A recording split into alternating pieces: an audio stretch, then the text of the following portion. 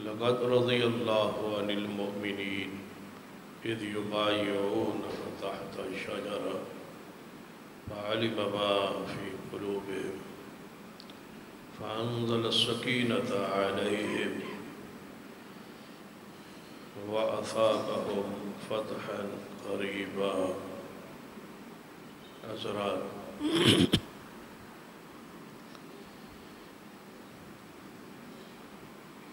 صحابہ کرام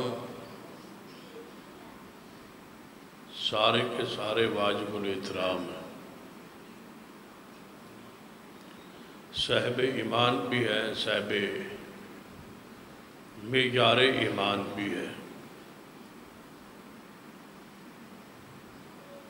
کسی ایک صحابی پر طعن اور تشنیع جرح حرام ہے۔ ہر صحابی سے محبت ایمان ہے، خاص کر خلفائے راشدین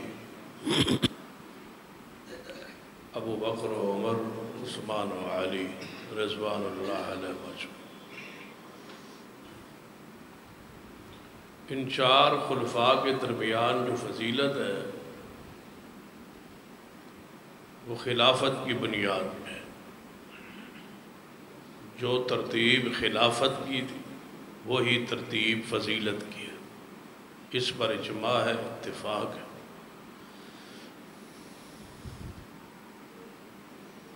اور اس پر کوئی دوسری رائے نہیں۔ اس عقیدے پہ پہرا دینا اہل و سنت کا دینی فریضہ ہے۔ آج اس وقت پورے ملک میں سب سے بڑا فتنہ جو اٹھ کھڑا ہوا ہے وہ اصحاب رسول پر طعن اور جرح کا ہے۔ خاص کر نوجوان طبقہ جو ہے، جو کالج اور یونیورسٹیوں میں پڑھتے ہیں طلباء، وہ اس پراپیگنڈے سے بہت زیادہ متاثر ہے۔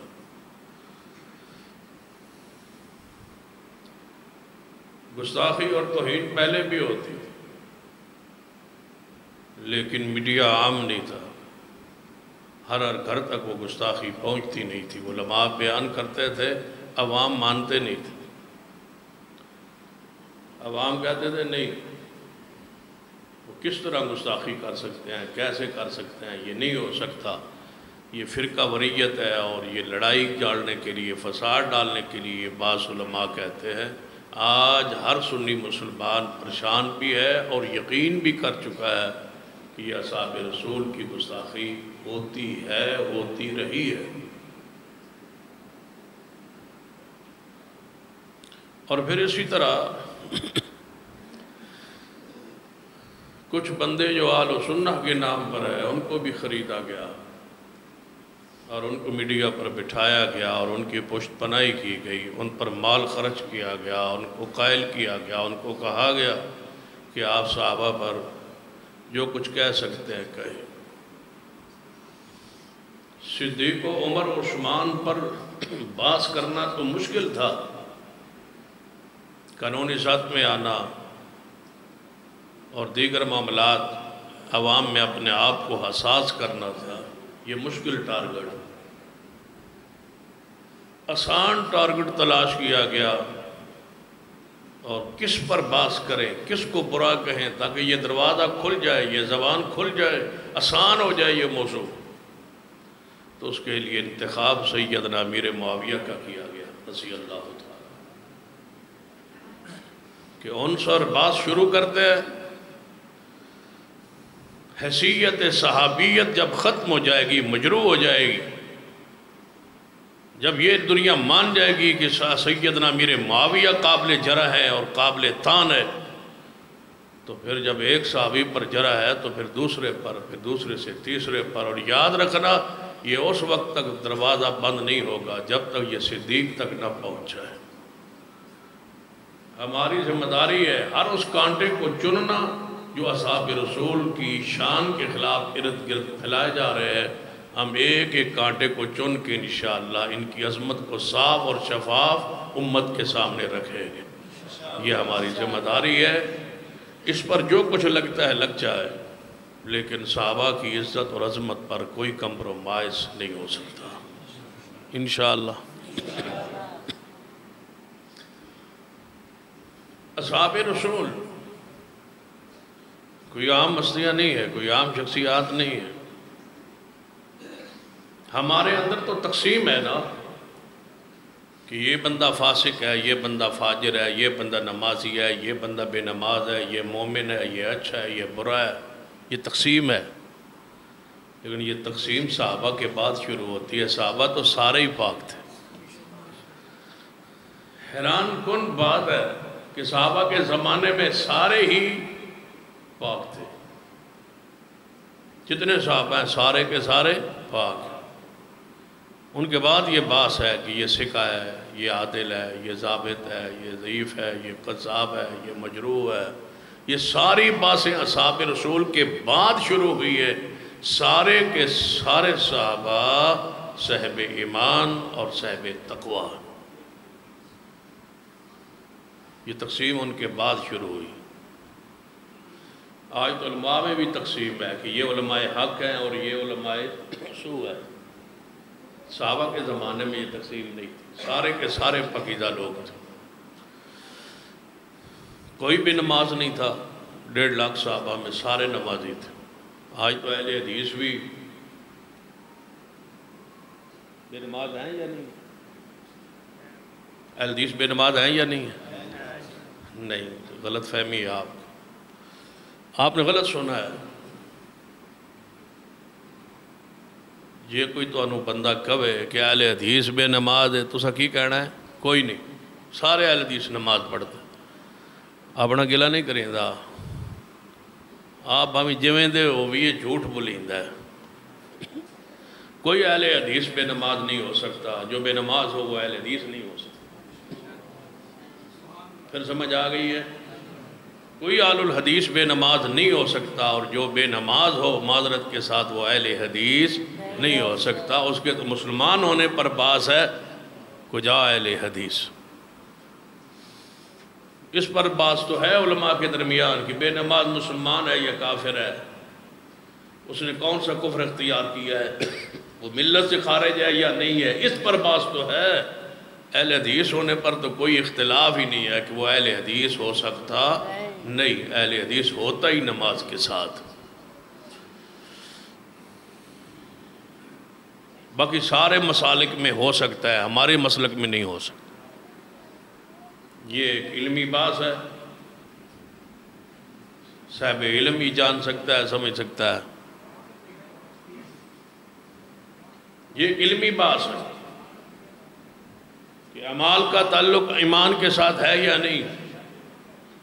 جن کا موقف ہے، جن کا نظریہ ہے کہ اعمال کا تعلق ایمان کے ساتھ نہیں ہے،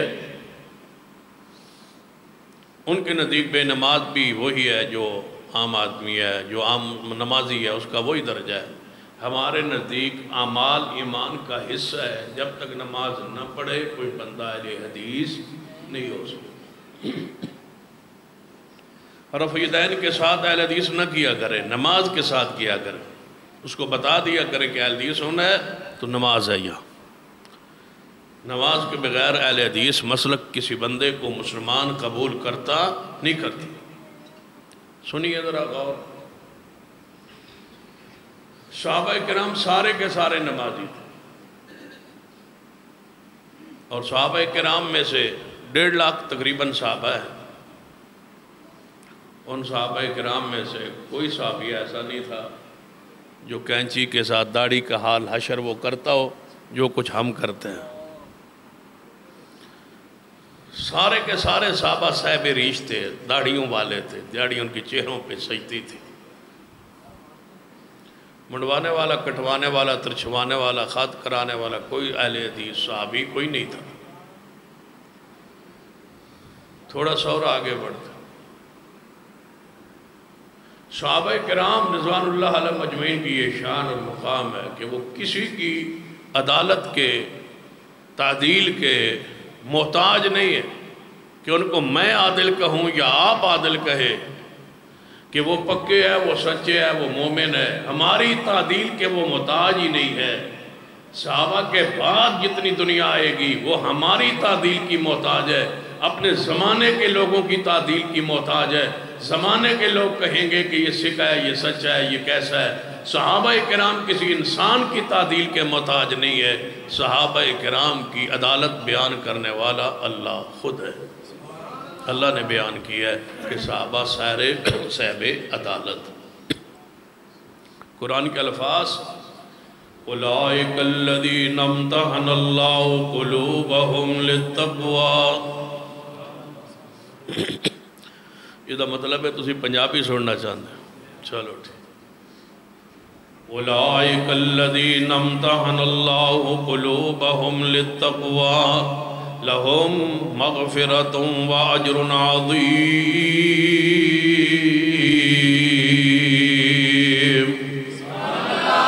سارے صحابہ کا امتحان اللہ فرماتا ہے میں خود لے ہے، صحابہ کرام کی دلہ اندر سوائے تقوی کے اور کوئی چیز نہیں۔ صحابہ کرام کی سب تو بڑی شان ہے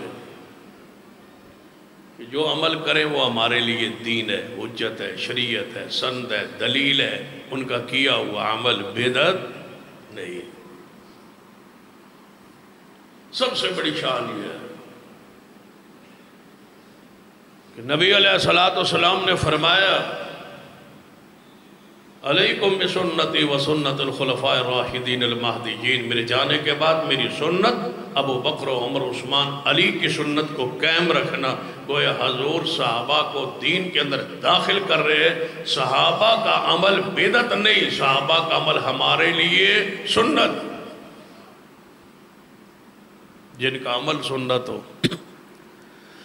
جن کا ایمان معیار ہو، فَإِنْ آمَنُوا بِمِثْلِ مَا آمَنْتُمْ بِهِ فَقَدْ اهْتَدَوْا، ایمان صحابہ جیسا لاؤ، ایسے لاؤ جیسے صحابہ ایمان لائے۔ ایک اور آیت وَمَنْ يُشَاقِقِ الرَّسُولِ مِنْ بَعْدِ مَا تَبَيَّنَ لَهُ الْهُدَىٰ وَيَتَّبِعْ غَيْرَ سَبِيلِ الْمُؤْمِنِينَ نُوَلِّهِ مَا تَوَلَّىٰ وَنُصْلِهِ جَهَنَّمَ وَسَاءَتْ مَصِيرًا۔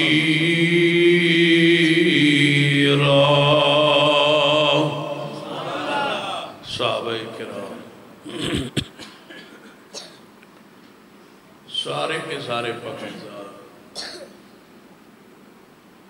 میں حیران اس بات کہ جرا کرنے واسطے حضور دے زمانے جنہ حضور نو دے صحابن تے آل رسول نو دکھ تکلیفہ دیتی ہے، انہاں تے باس کیوں نہیں، ان پر جرا کیوں نہیں؟ ابو جال نے آل بیت نو تکلیفہ دیتی ہے یا نہیں؟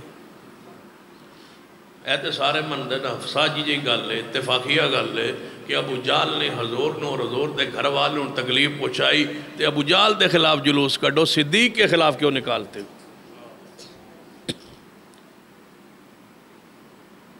پھر ابو جال کہا کہنے کہ اس کے خلاف اس کے رد کرو، اس کی مذمت کرو، اس پر لان تان کرو کہ وہ برا تھا، حضور کو تکلیف دے رہا۔ ابو لہب کو برا کہو، امیہ کا کردار پڑھو، عتبہ کا، شیبہ کا کردار پڑھو، جنہ حضور نو دکھ دیتے تو سارے کافرن چھوڑ کے تو انہوں حضور دے صحابہ ہی ملن جن پر تان کرو۔ کام بھی بندہ کوئی چنگا کرے، کافروں کو برا کہو۔ ابو جال کو چھوڑ دی ہے، کہتے کوئی ویکھیا جلوس ابو جال دے خلاف کیسے رافضی کڈے ہوئے بڑے حضور نو تکلیف دیتی، کہتے ابو لہب دے خلاف کو جلوس کڈے ہوئے ایدی مذمت کرو، ایدہ پتلا جلاؤ، انہیں حضور نو تکلیفہ پوچھائیے۔ جدوں جلوس کٹ دے ہو یا صدیق کے خلاف یا عمر یا عثمان کے خلاف، یعنی کافروں کو چھوڑ کے اللہ نے تمہیں لگایا کہاں پر ہے کہ کافروں کو چھوڑ کے تم اہل ایمان کے پیچھے پڑے۔ اس لیے امام ابن حجر نے بڑی پیاری بات کہی، فرماتے ہیں عیسائیاں کو پوچھو کہ تواڈے مذہب دے بہترین لوگ کون ہیں، تجربہ کر لو، عیسائی کہن گے ساڑھے مذہب دے بہترین لوگ عیسیٰ ابن مریم کی حواری ہے۔ یہودیوں سے پوچھو تواڈے مذہب دے بہترین لوگ کون ہیں، تو وہ کہیں گے ہمارے نبی موسیٰ کے ساتھی۔ کتنے برے لوگ ہیں جو کہتے ہیں سب سے، تو ان رافضیوں سے پوچھو کہ دنیا میں سب سے برے لوگ کون آئے تھے، تو یہ کہتے ہیں ہمارے نبی کے ساتھی۔ یہ جرت تو یہودی عیسائی بھی نہیں کرتے جو ہم یہ لوگ کر رہے ہیں۔ یہودیوں کے نزدیک ان کے مذہب کے بہترین لوگ ان کے نبی کے ساتھی، عیسائیوں کے ہاں وہ بہترین لوگ جو ان کے نبی کے ساتھی، اور ان کے ہاں سب سے برے وہ لوگ جو محمد مصطفیٰ کے ساتھی۔ اس سے زیادہ بھی کوئی سیاہی ہوگی، اس سے زیادہ بھی کوئی بری بات ہوگی؟ پھر امام ابن حجر رحمت اللہ علیہ نے لکھا ہے، فرماتے ہیں اصحاب پر باس کرنے والوں، اصحاب رسول کو برا کہنے والوں، جماعت رسول پر تنقید کرنے والوں، میں تم سے پوچھتا ہوں تم اپنے بارے بیان کرو کہ تمہارے ساتھ اللہ قیامت والے سلوک کیا کرے۔ اپنے بارے ہر بندہ سوچے کہ میرے نال اللہ تعالیٰ قیامت والے کی سلوک کرے گا۔ اپنے بارے سوچے، میں کہاں جاؤں گا، جنت میں یا کہاں، میں کہاں جاؤں گا؟ امام ابن حجر فرماتے ہیں ہر بندہ یہی کہے گا کہ انشاءاللہ میریاں نیکیاں ود جان گیاں تے گناہ گھٹ جان گے، میں جنت تے جاؤں گا۔ امام ابن حجر فرماتے ہیں اچھا تیری نیکیاں ود جان گیاں، تیریاں نیکیاں ود جان گیاں تے گناہ گھٹ جان گے، انہوں نے برا کہنا انہوں نے نیکیاں تیرے نال بھی گھٹ ہون گی۔ جنہوں نے برا کہہ رہے ہیں تیرے نیکیوں سے ان کی نیکیاں بھی کم، تیری نیکیوں سے ان کی نیکیاں کم ہوں گی۔ بتلا تو صحیح کہ تو نیکی کس طرف جاتا ہے اور صحابہ کس طرح جاتے تھے نیکی کی طرف۔ کر رہا الیکم الکفر والفسوق والعصیان، وہ تو کفر اور فسق کو، گناہ کو برا سمجھتے تھے۔ تیرے ہاں تو گناہ کرنا آسان ہے، نیکی کرنا مشکل ہے۔ صحابہ کرام کے لیے گناہ ناپسند تھا، نیکی کرنا آسان تھا۔ پھر امام ابن حجر فرماتے ہیں کہ اپنے بارے سوچو تم کہاں جاؤ۔ آندھے جی گناہ واد بھی گئے نا، کیا مسئلہ ہے، یہ گناہ واد بھی گئے کہ اللہ تعالیٰ بڑا مہربان، بڑا غفور رحیم ہے، وہ معاف کر چھوڑے۔ امام ابن حجر فرماتے ہیں پھر رحمت رب دی تیرے تو شروع ہوئے گی یا صدیق تو شروع ہوئے گی؟ صدیق پر رحمت نہیں ہوگی اور تیرے پہ رحمت ہوگی۔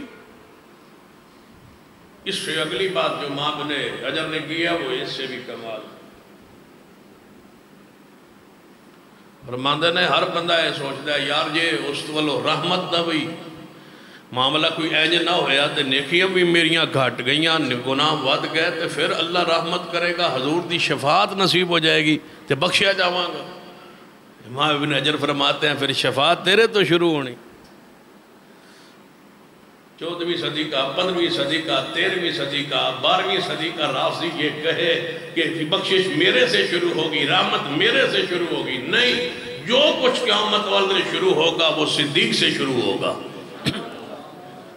رحمت بھی اسی سے آغاز ہوگا، رب کی رحمت کا آغاز بھی صدیق سے ہوگا، کیونکہ اس امت کا پہلا نمبر کس کا ہے؟ صدیق کا ہے۔ اس امت کا ایک صدیق ہے، اس امت کا آغاز صدیق ہے، اس امت کا اول صدیق ہے، اس امت کی گنتی کا ایک صدیق ہے۔ صدیق سے امت شروع ہوتی ہے، پیغمبر ہے اور پیغمبر کے بعد پیغمبر کی امت شروع ہوتی ہے۔ امت کا پہلا نمبر، امت کا ایک، امت کی عقائد، امت کا آغاز، امت کا اول، امت کی اساس صدیق ہے۔ دو ہو ہی نہیں سکتے جب تک ایک نہ ہو، پہلے ایک ہوتا ہے گنتی میں پھر دو ہوتے ہیں، دو ہو ہی نہیں سکتے جب ایک ہو تو ایک اس امت کا صدیق ہے، دوسرا تب ہے، حضرت عمر تب ہے جو صدیق ہے، عثمان تب ہے جو صدیق ہے، علی تب ہے جو صدیق ہے۔ اس امت کا بعد ہی صدیق سے ہوتا ہے۔ صدیق کے بغیر مجھے امت شروع کر کے دکھاؤ، بتاؤ اس امت کا ایک کون ہے؟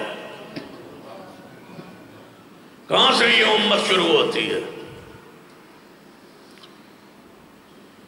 صدیق کو برا کہنا ہے کوئی آخر شرم کی حیا کی کوئی غیرت کا کوئی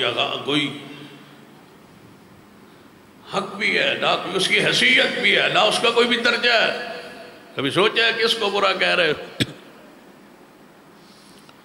السابقون الاولون من المہاجرین والانصار والذین اتبعوهم بإحسان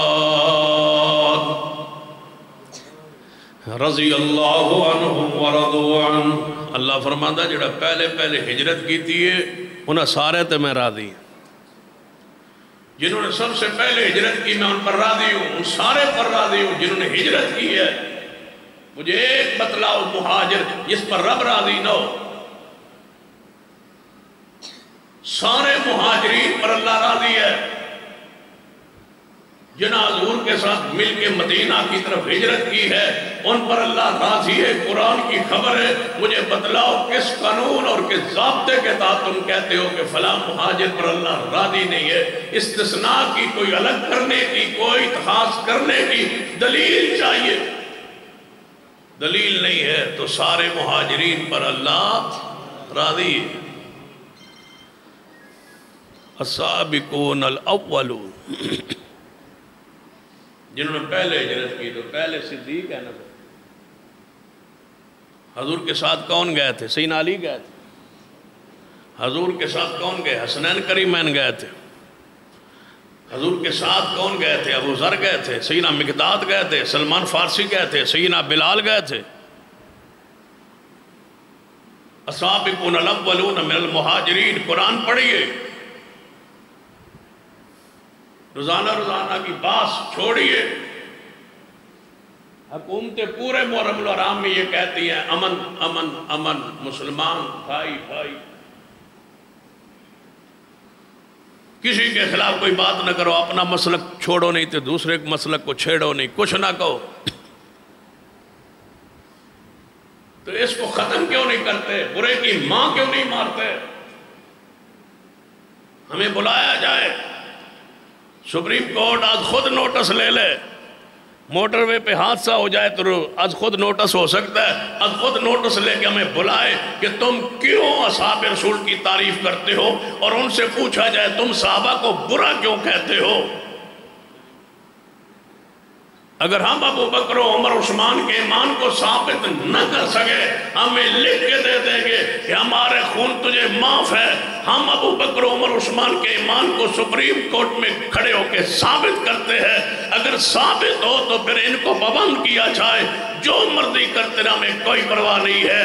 یہ چھریاں مارے یا خنجر مارے، ماتم کرے یا جو کرے، ہمیں اس سے کوئی غرض و غایت نہیں ہے. لیکن صدیق کو برا کہے یہ نہیں ہو سکتا. سیدنا عمر کو برا کہا جائے، عثمان کو برا کہا جائے، نہیں ہو سکتا.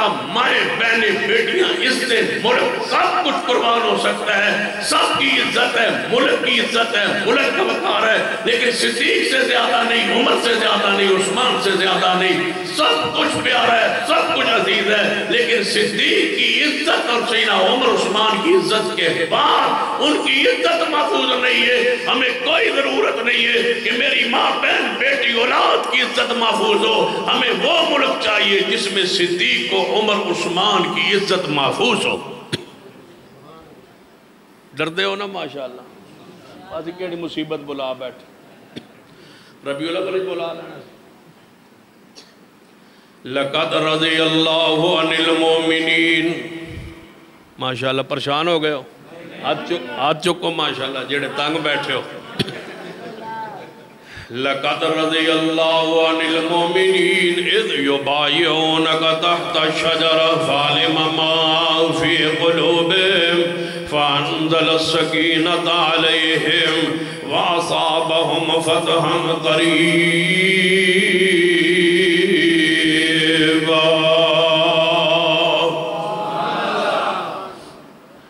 صحابہ کرام السابقون الاولون من المہاجرین، جنہوں نے ہجرت کی ہے، اللہ فرماتا ہے میں ان سے راضی ہوں. صدیق مہاجر ہے یا نہیں، میرا سوال ہے. دنیا کی کوئی کتاب کھولو جس میں یہ لکھا ہو کہ صدیق نے ہجرت نہیں کی. اگر ہجرت کی ہے تو پھر قرآن میں لکھا ہے کہ جس نے ہجرت کی اللہ اس پر راضی ہے، تو پھر مجھے کہنے دیا جائے کہ صحابہ تاریخ میں نہ پڑھو، کہتے ہیں تبری میں یہ لکھا ہے، فلاں تاریخ والے نے یہ لکھا ہے۔ میں کہتا ہوں تم تاریخ پڑھتے کیوں؟ صحابہ کو پڑھنے کے لیے، صحابہ کو سمجھنے کے لیے، صحابہ کے وقار کے لیے، صحابہ کی رفعت کو پہچاننے کے لیے تاریخ کے اوراق کیوں کھولتے ہو؟ صحابہ تاریخی شخصیات نہیں ہے، صحابہ قرآنی شخصیات ہے۔ قرآن پڑھو، صحابہ کو پڑھنا ہے، قرآن کھولو، صحابہ کو پڑھنا ہے۔ تاریخ کھولتے ہو، آگ لگاؤ اس تاریخ کو جو صحابہ کی شان پر جرا کرے۔ نہیں مانتے ہم تاریخ کو جو صحابہ کی شان پر حرف آئے، ہم اس تاریخ کو نہیں مانتے۔ کسی کی میں جرت ہے تو مجھ پہ فتویٰ لگائے، میں نہیں مانتا اس تاریخ کو جو صدیق و عمر عثمان پر جرا کرے۔ میں اس قرآن کو مانتا ہوں جس میں صدیق و عمر کی شان موجود ہے۔ قرآن پڑھو نا صدیق کی شان پر، چھوڑ دو تاریخ۔ فلانی کتاب جائیں لکھیا جی، فلاں کتاب نے او لکھیا، فلاں مورخ نے او لکھیا، گولی لگاؤ سارے مورخین کو۔ نہیں مانتا میں مورخین کو جو صدیق کے خلاف لکھتے ہیں۔ وہ مورخ ہے جو صدیق کے خلاف لکھ رہا ہے، وہ مورخ ہے جو سینہ عمر عثمان کے خلاف لکھ رہا ہے، وہ مورخ ہے جو امیر معاویہ پر بحث کرتا ہے۔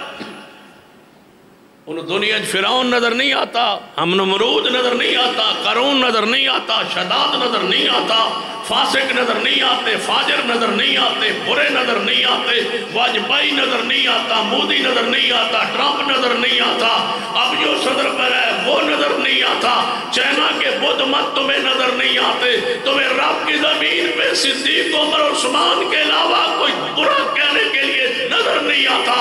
اگر تمہاری زبانیں صحابہ کی عزت کے خلاف صحابہ پر جرح کے لیے مجبور ہے تو لکھ لو پھر ہماری بات، ہماری زبانیں صحابہ کی شان بیان کرنے پر مجبور ہے۔ نہیں آئیں گے بات جب تک صحابہ کی عزت کے جھنڈے فریرے بلند نہیں ہو جاتے انشاءاللہ۔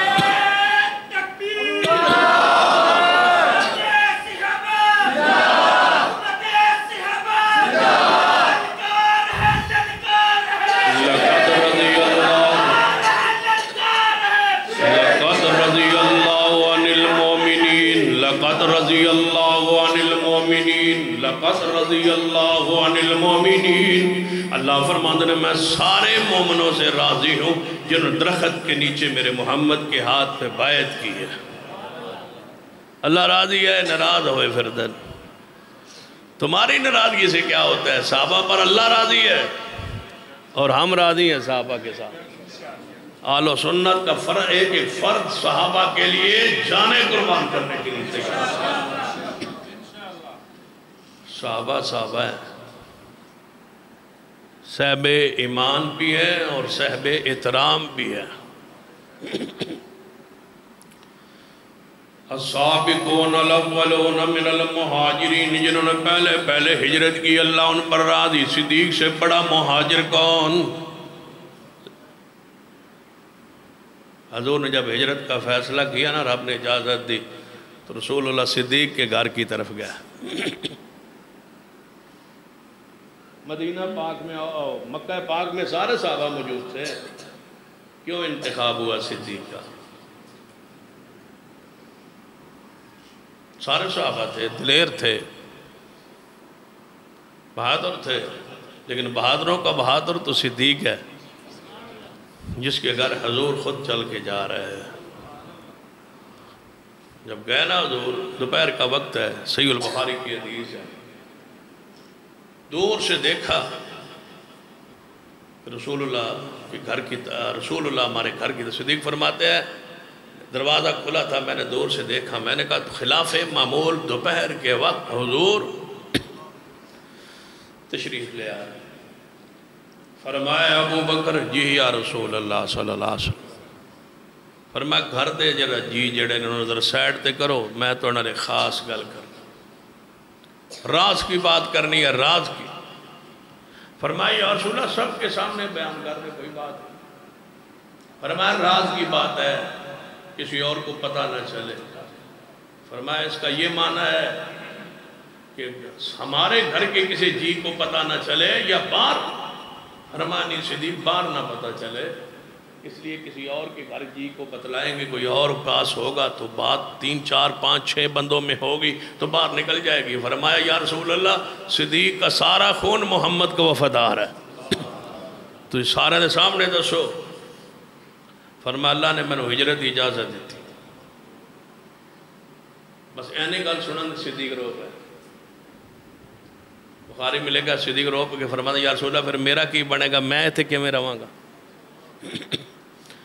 یا اس شہر پھر میں کی کرنا جیتے حضور نے نہیں ہونا۔ فرمایا ابو بکر اللہ نے ہجرت دا سفر تینوں میرا ساتھی بنایا، تو معاملہ دے اللہ دا ہے، اللہ کا نہ لڑو نہ جھگڑو نہ جو کچھ کرنا ہے ادھر کرو نہ کہ بھئی اللہ تو کیوں بنایا، معاملہ تو اللہ کا ہے۔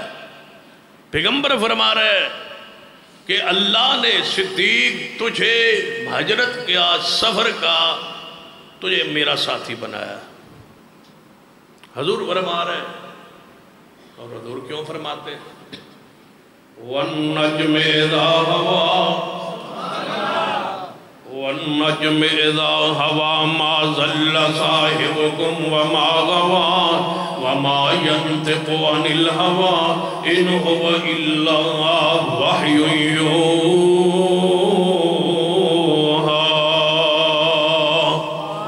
پیغمبر تو کچھ کہتے نہیں، کوئی فرماتے نہیں جب تک اللہ نہ فرمائے۔ اللہ نے فرمایا محبوب ہجرت کے سفر کا تیرا ساتھی صدیق ہوگا۔ صدیق نے کو جواب گل پوچھی اللہ نے میرا نام لیا ہے؟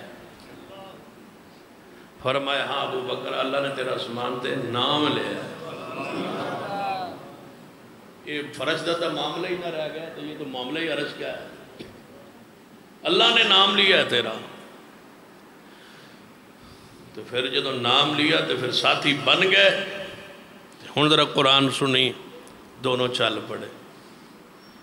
إِلَّا تَنْصُرُوا فَقَدْ نَصَرَهُ اللَّهُ إِلَّا تَنْصُرُوا فَقَدْ نَصَرَهُ اللَّهُ إِذْ أَخْرَجَهُ الَّذِينَ كَفَرُوا۔ اگر تسی مدد نہ کرو میرے پیغمبر صلی اللہ علیہ وسلم دی تو انہیں دی مدد کون کرے گا؟ إِلَّا تَنْصُرُوهُ فَقَدْ نَصَرَهُ اللَّهُ۔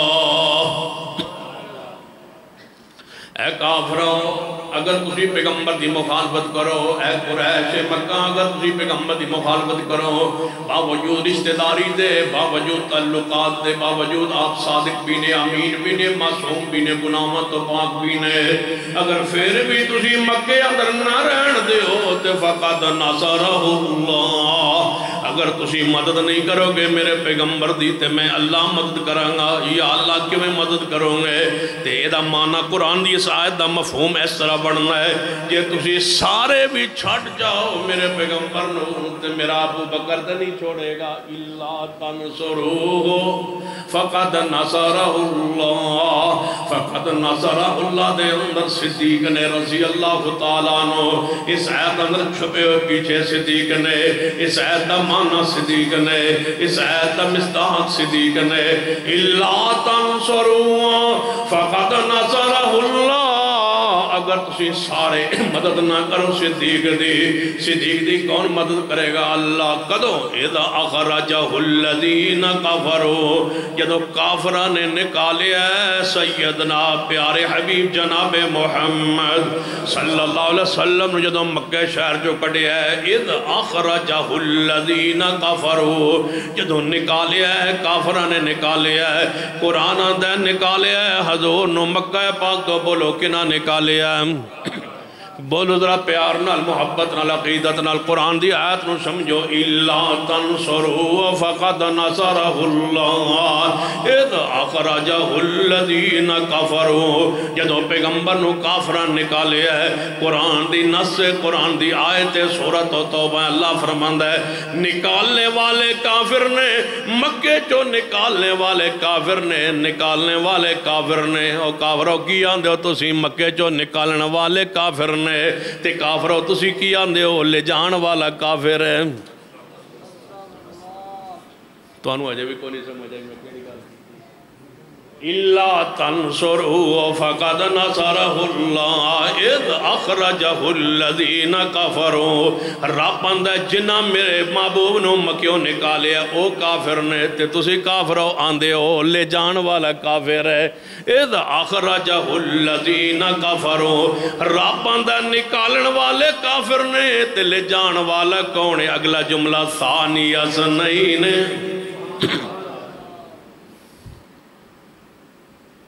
رب نے بچایا محبوب نو تو کڈیا بھی کافراں تے لے بھی گیا ہے نعوذ باللہ کافر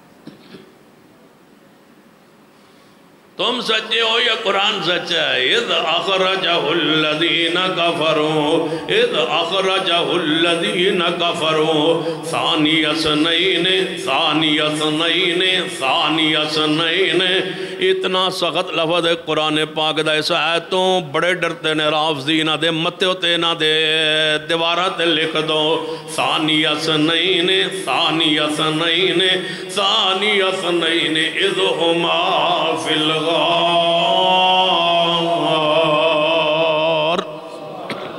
ثانی اثنین اذ ہما فی الغار اذ یقول لصاحبہی اذ یقول لصاحبہی کتے یاد ہے خطیب ایشیا قاری عبدالحفیظ اللہ ان کی قبر پہ رحمت اللہ یہیں سے کہتے تھے نبی اور صدیق جڑے ہوئے ہیں نبی اور صدیق ان کا ایک مضمون تھا نا نبی و صدیق ثانی اثنین دونوں میں سے دوسرا ایک نبی اور دوسرے اونچی بولی ایک نبی اور دوسرے اذ ہما دو کے لیے آتا ہے اذ ہما ایک نبی اور دوسرا اذ یقولو اذ ہما فی الغار جب دونوں غار میں تھے ایک نبی دوسرا صدیق اذ یقولو جب کہہ رہے تھے نبی لصاحبی اپنے صحابی کے لیے اپنے صحابی کے لیے لاؤ کوئی لغت لاؤ کوئی کتاب لاؤ کوئی حوالہ لاؤ کوئی تفسیر جس میں لصاحب ہی سے مراد کوئی صدیق کے علاوہ دوسرا ہو مجھے بتلاؤ کوئی کتاب لاؤ دنیا کے کسی بندے کی کتاب لاؤ کسی مذہب کی کتاب لاؤ کسی فرقے کی کتاب لاؤ لصاحب ہی سے مراد مجھے بتاؤ کون ہے اذ یقول لصاحبی دوسرا کون جب کہہ رہے تھے اپنے صحابی کو لفظ صحابی صرف ایک شخص کے لیے قرآن میں بولا گیا ہے وہ صدیق ہے یہی سے لفظ صحابی شروع ہوا یہی سے اصطلاح صحابیت شروع ہوئی سب صحابہ تب ہے جب پہلا صحابی ہے اذ یقولو لصاحبی رب نے صدیق کو صحابی کہا یہ لفظ صحابی اتنا مشہور ہوا عمر آئے تو صحابی کہلائے عثمان آئے تو صحابی کہلائے علی آئے تو صحابی کہلائے سارے صحابہ کرام بنے تب جب رب نے سب سے پہلے قرآن میں جس کو صحابی کہا وہ صدیق ہے صدیق ہے صحابی اذ یقول لصاحبی لا تحزن ان اللہ معنا غم نہ کرے ابو بکر ہمارے ساتھ کون ہے میرے ساتھ تیرے ساتھ ہم دونوں کے ساتھ کون ہے معنا ہمارے ساتھ یہ جو نا آخر پہ ہے اس میں پھر دو ہیں ایک ابو بکر ہے دوسرے میرے محمد مصطفیٰ ایک نبی ہے دوسرے صدیق ہے قرآنی آیات قرآن پڑھو صحابہ کے لیے صحابہ کے لیے پڑھنی ہے تو مصطفیٰ کی حدیث پڑھو آخر پہ ایک حدیث پڑھتا ہوں جامع ترمذی کی حدیث کیونکہ جڑے اگلے پروگرام والے میں لگتا دو فرشتے پیچھے آئے بیٹھے لین واسطے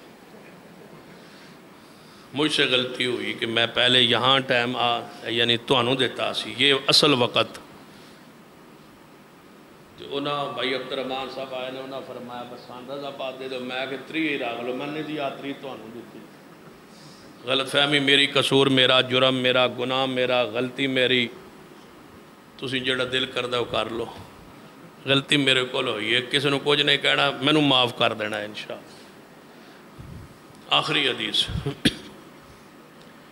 نبی علیہ السلام نے فرمایا لا تسبوا اصحابی میرے صحابہ کو گالی نہیں دینا اکرموا اصحابی میرے صحابہ کی عزت کرنی یہ تو حکم ہے حضور کا جو حدیث ہے نا اس سے آگے وہ فرمایا اللہ فی اصحابی تریوری حضور نے فرمایا اللہ فی اصحابی پھر فرمایا اللہ فی اصحابی اس کا معنی کیا ہے تریوری حضور نے فرمایا اللہ فی اصحابی اللہ فی اصحابی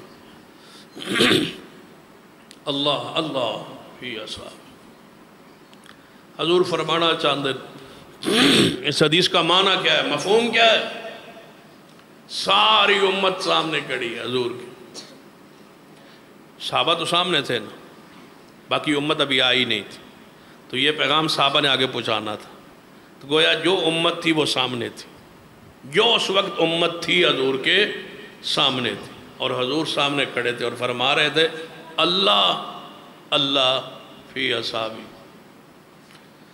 اللہ فی اصحابی ذرا تصور لے آؤ صحابہ سامنے ہو حضور تشریف فرماؤ اور فرما رہے اللہ فی اصحابی اللہ فی اصحابی اللہ فی اصحابی میں محمد ہو کہ شان میری سمجھو مقام میرا چھانو میں اللہ کا واسطہ ڈالتا ہوں میرے جانے کے بعد میرے صحابہ کو برا نہ کہنا میں اللہ کا واسطہ ڈالتا ہوں صحابہ کو برا نہ کہنا میں اللہ کا واسطہ ڈالتا ہوں حضور 3 باری فرما دے میں اللہ کا واسطہ ڈالتا ہوں اللہ کا واسطہ ہے تمہیں اللہ کا واسطہ ہے تمہیں میرے جانے کے بعد میرے صحابہ کو برا نہ کہنا تو جو حضور کے ہاتھوں کو بھی نہ دے اخیر ہوتی ہے نا یہ تو جب ماں ہاتھ جوڑ دے بیٹے کے سامنے ماں ہاتھ جوڑ دے باپ ہاتھ جوڑ دے دشمن بھی ہاتھ جوڑ دے تو بندہ کہتا ہے یار اب تو اس نے ہاتھ جوڑ دی ہے جس کے سامنے ساری کائنات کا سردار ہاتھ جوڑ دے اللہ کا واسطہ ہے میرے جانے کے بعد میرے صحابہ کو برا نہ کہنا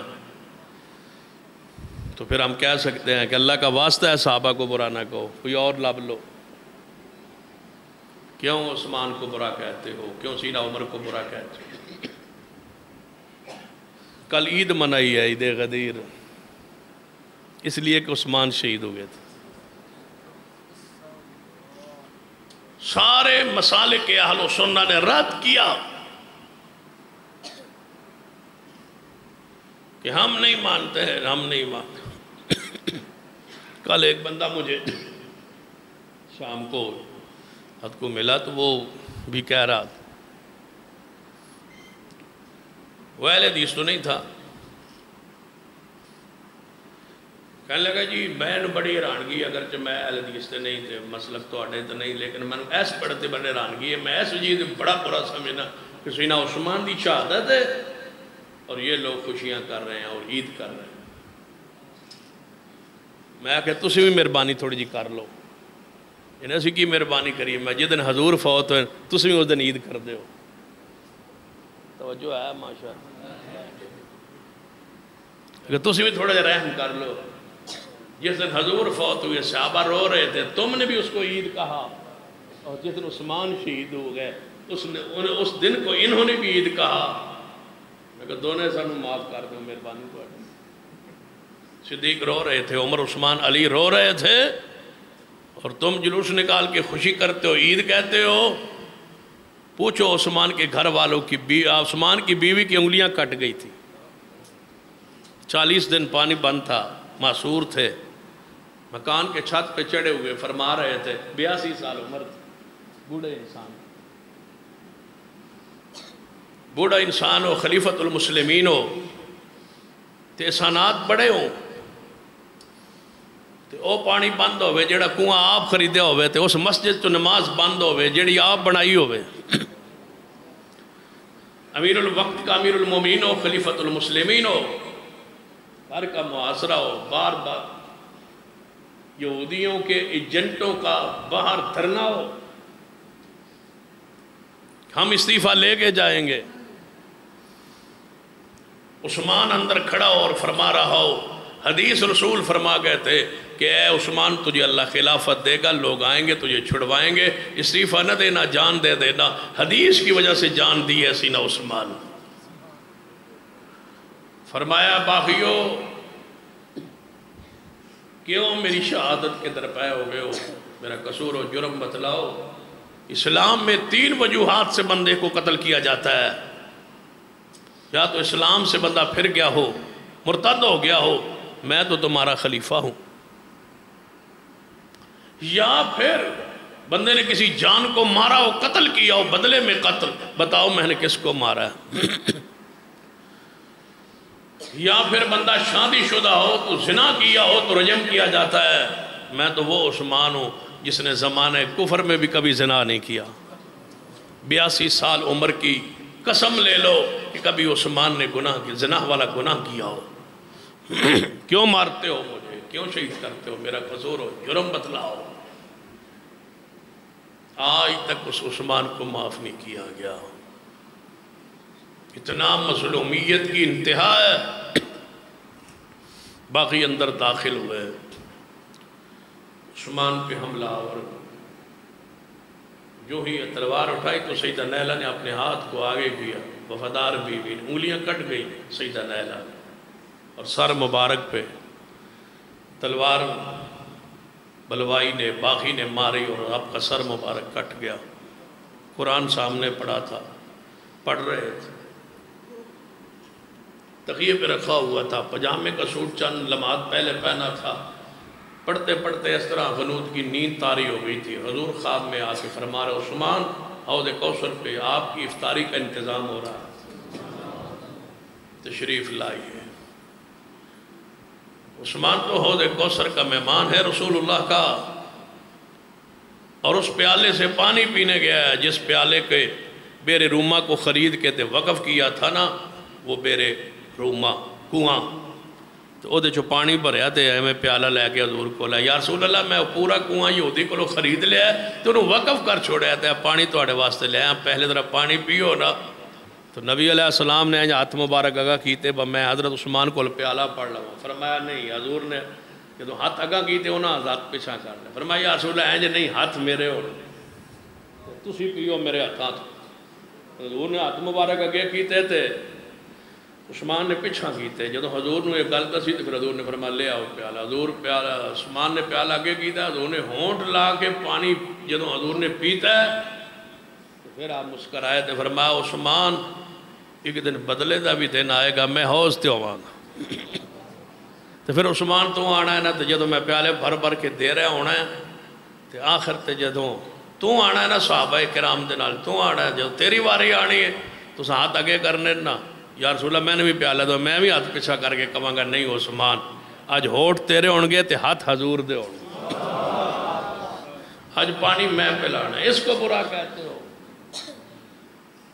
جس کے بارے میں حضور نے لگے یکے بعد دیگرے 2 بیٹیاں دی ہے ان کے نکاح میں، اسے برا کہتے ہو. جس نے 2 دفعہ ہجرت کی ہے اسے برا کہتے ہو. جو حضور کا رسول اور قاصد بن کے پیغام رساں بن کے اہل مکہ کے پاس گئے ہیں انہیں برا کہتے ہو. جسے زمانہ سفیر رسول کہتا ہے. برا رافضیو ہم قربانی تو دیں گے اور صحابہ کی شان کو انشاءاللہ زندہ سلامت رکھیں. ہم ذبح کیوں نہ ہو جائے. ہمارے قائد علامہ ابتسام الہی ظہیر حافظ اللہ دھمکیاں دی گئی اور کہا گیا کہ اس راستے کو چھوڑ دو. یہ راستہ ہمارا راستہ علامہ شہید کا یہ راستہ ہے، یہ ابن تیمیہ کا راستہ ہے. ہزاروں ابتسام، لاکھوں ابتسام ہوں اور کروڑوں ہمارے جیسے ہوں، ہم ذبح ہو جائیں صدیق اور صدیقہ کی بیٹی امی عائشہ کی شان پر، سیدنا عثمان کی شان پر، تو یاد رکھیے کروڑوں ایسے لوگ شہید ہو جائے تب بھی ان کی عزت اور عظمت اور شان کا حق ادا نہیں ہو سکتا.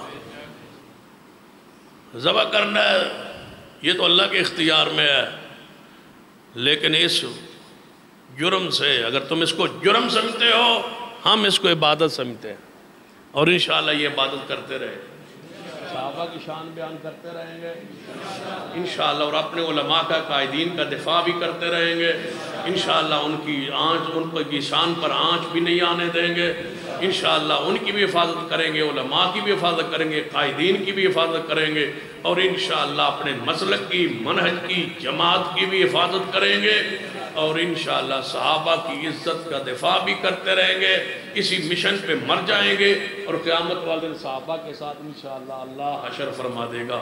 اقول قولی ھذا واستغفر اللہ لی ولکم ولسائر المسلمین وآخر دعوانا الحمدللہ رب العالمین۔